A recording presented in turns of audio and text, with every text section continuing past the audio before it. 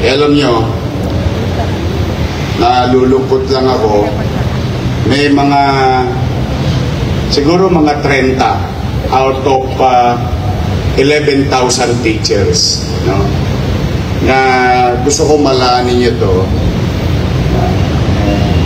naggagaling-galingan itong MPSTA, yung organisasyon ng mga teacher, para bang dahil sa kanilang organisasyon mariresolba ang problema ng mga guro, para bang sila ang may dala ng magic wand, no? At guguluhin ang isipan, iistorbohin ang panahon na dapat ang ating mga guro ay panatag ang pamumuhay sa loob ng paaralan. At naggagaling-galingan ito mga kaya kayo huwag kayo sasali dyan sa mga kaliwa. Unang-una, wala namang dulot na pinutiya sa atin. Puro na lang ano tawag yan? Sis Bumba. Still have a problem. If we keep on shouting, do you think the problems will be resolved? Kasi may mga 30 miyembro dyan sa buong organisasyon na yan na 11,000 halos. Turin nyo, kakapiranggot. Hindi ko sila minamaliit, pero sila rin ang nagturo sa akin, yung mga teacher sa public school. Yung 10,000 plus is greater than 30. Ay, sinabi niyo sa mathematics. Tama ba yun? Pero itong mga maliliit na to, ibibida-bida na sila ang nagtatanggol sa kapakanan ng mga guro at ng ating institusyon. Hindi po totoo yun. Alam mo, ginawa sa gusto ko lang malaman ninyo, sa chat group nila, magdidemanda kami. We will claim 110 million. Sabi nung MPSTA. Didemanda namin sila. Kailangan ibigay yan ni Yorme. Wow! Kung ikaw nga naman membro, ang galing ng presidente namin. Ako, tanong ko, simple lang. Bakit hindi kayo nagdemanda nung nakarang administrasyon nung hindi binibigay sa inyo? The sauce for the gander should be the sauce for the goose. Bakit hindi sila nagdemanda?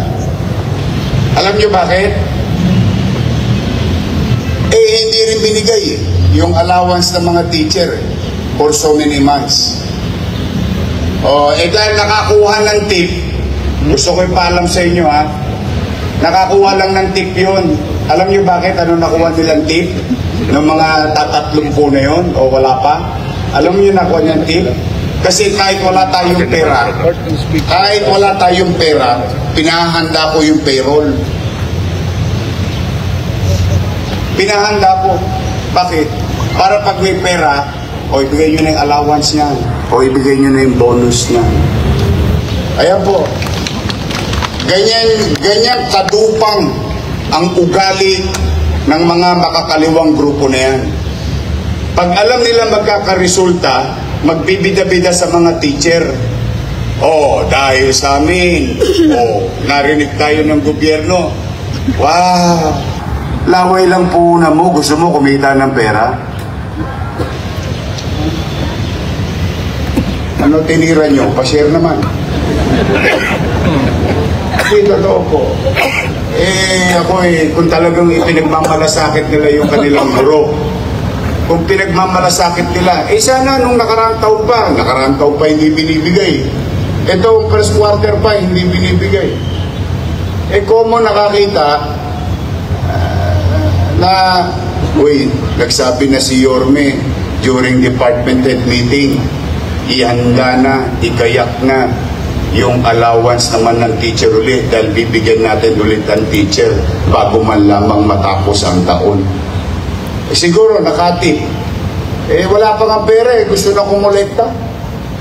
Hindi po. Ako, Mahirap po. Alam niyo ba, para na sa mga guro yung mga JO nandito ngayon. COS or Contract of Service. Wala pa ho yung Christmas gift. Wala pa. Kasi wala naman kayong bonus, di ba? Walang bonus, di ba? Wala, di ba? Steady ka lang dyan, ginagawa na payroll nyo.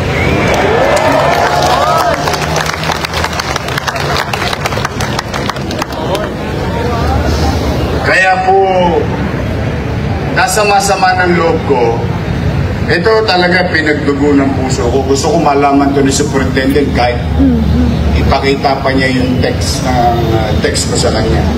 I don't comply with blackmail. No. Nung ginagawa niya yung chat group na yun, nung hapon na yun, nag-uusap kami ni Paul. Nag-uusap kami. Paul, tingnan mo nga, total marami akong nasingil na matagal na panahon hindi nasisingil. O di ba nakakolekta ako ng 120 million sa B. Brown? Naalala niyo yun? O hindi naman na taxes yun eh. Collectibles yun. Nakakolekta ako sa mga kontrakto. Sabi ko sa kanya, Paul, mukhang malaki pang kailangang allowance ng teacher natin masyado pa tayong outdated.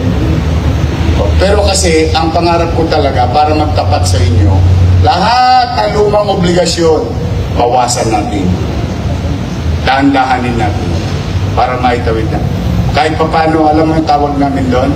Yung lahat man lang mamantikaan, alam mo yung ganung katwiran? Yung may lahat lang may mapagharimunan. Kaya ako nagbababala sa mga guro. Huwag kayo kayo yung professional, daig niyo pa ako. Sa totoo lang, daig niyo pa ako. There are things, and most of it cannot be resolved by what you call, anong tawag niya? Sitting down? Sit down? Pero mo, pinasusweldo ng gobyerno, magrarally sa kalsada. Wow! So habang nagrarally ka, may sweldo ka? Habang nagpo-protesto ka, may sweldo ka? Ngayon, kung ayaw mo sa gobyerno, umalis ka sa gobyerno. Kasi ang gobyerno hindi perfecto. No perfect. Nakita ninyo at pagtatagpi-tagpi-tagpiin ko lang para mairausan lahat. Kaya po, mag-iingat kayo.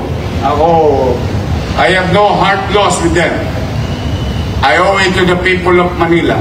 Kaya lamang, kahit na nililingon ko ang taong bayan, pinipilit ko rin gampanan at din yung aking mga obligasyon para sa aking mga kapwa-kawani ng pamahalaan lungsod ng Maynila. At gusto kong ipaalam sa MPSTA, what we're giving you is not a right.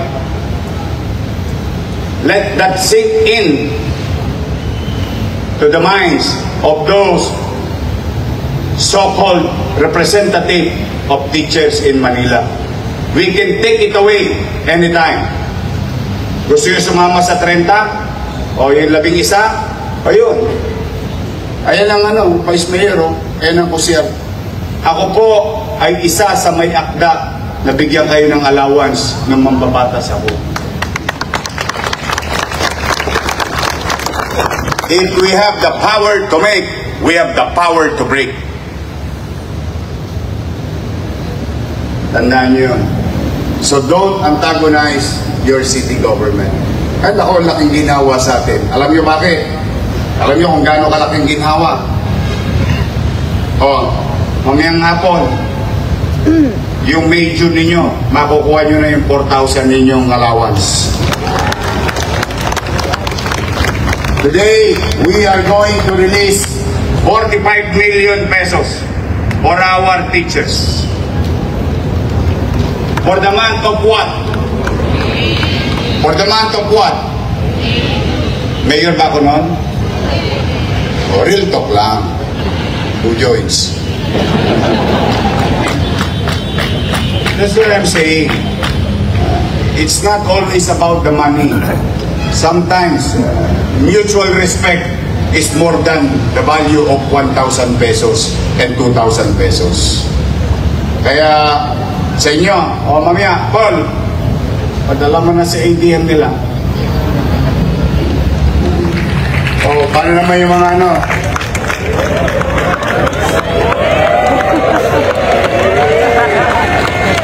Easy. Puso nyo, relax lang. Hindi talaga, walang biro. Kaya lang medyo nasaktan ang kalooban ko. Hindi naman nila hiningi sa akin. Hindi naman nila hiningi. Kami lang ni Paul. Sabi ko, Paul, pagka meron tayong bigyan naman natin ng konti, masyadong malayo yung obligasyon natin sa teacher. Abay, kaya di pa natatapos ang baklang araw eh. Yung makikita ka ng text, may nag-tip. Tapos lalabas sa mga teacher, marami yun. No. Nagpadala ba sila ng 45 million? Wala. So I just want you to know that it's not about anything else. Let's call a spade a spade. Things can be done, and sometimes it's easy, and sometimes it's hard, and there's another level, super hard.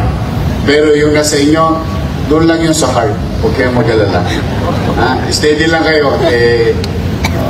Paul, tulungan mo ako, may awa ang Diyos. Basta, walang matatapos ang taon na hanggat maaari, loobin nawa ng Diyos. Lahat naman kahit paano mairaos natin. So muli, mga kababayan, maging takdang aral sa atin. Tandaan ninyo, hindi ko nga mag-gets bakit hindi pinagbabawal ng batas Dapat ipagbawal ng batas to Dapat yung Senado, Kongreso, maggawa ng maigpit na batas Lalo na, ang ginaguide mo is the next generation. You're teaching the next generation. So, are we teaching our kids na sumuway sa organisasyon na ang tanging ninanais ay kapakinabangan ng pangkalahatan o pakinabangan ng politika ng iilan? Kung magaling yung mga yan di sana wala tayong problema ngayon.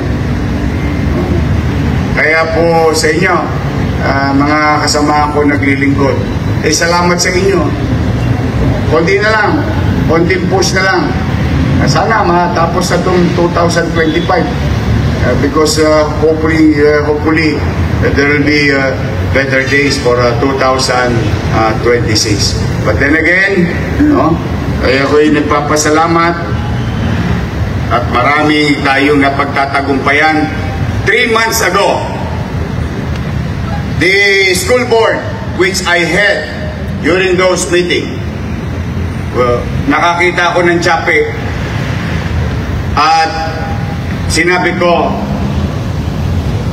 yung isang programa ng pamahalaan, digitization of our schools, and there is a big backlog through the help of our school board. During that meeting, I ordered and had it approved during the course of the session.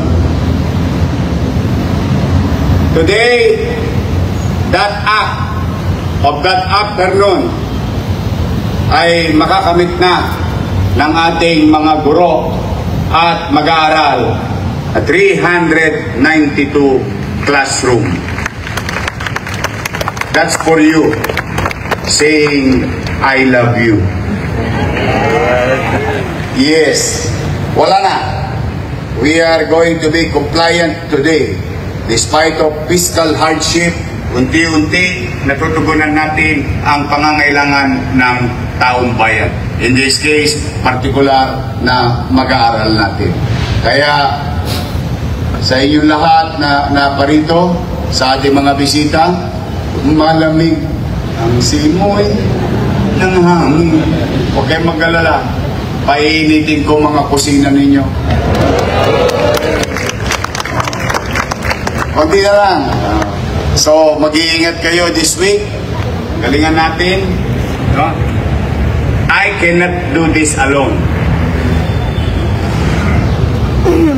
I need each and every one of you. Let's be of service to our people. And that is the basic principle of why we exist in this organization called government.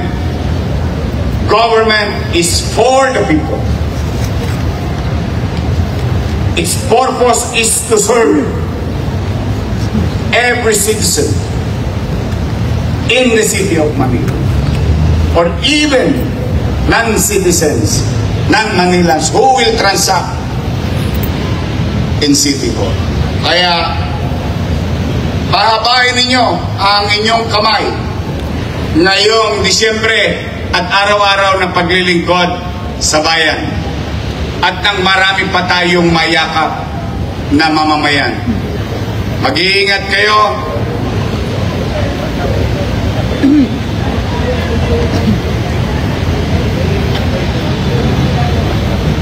Sabi ko naman, bibigay ko naman aesthetical lang.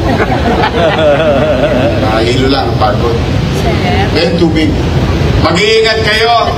Katulad ng sinasabi ko lagi, linggo-linggo. You will never know. You will never know. Mag-iingat talaga kayo. Kailangan ko kayo. I wish that God will guide you this week. Keep you healthy and safe so that we can serve our people. Magandang araw at pagpalain nawa kayo ng buong may kapal. Yeah. Manila! God first. Thank you.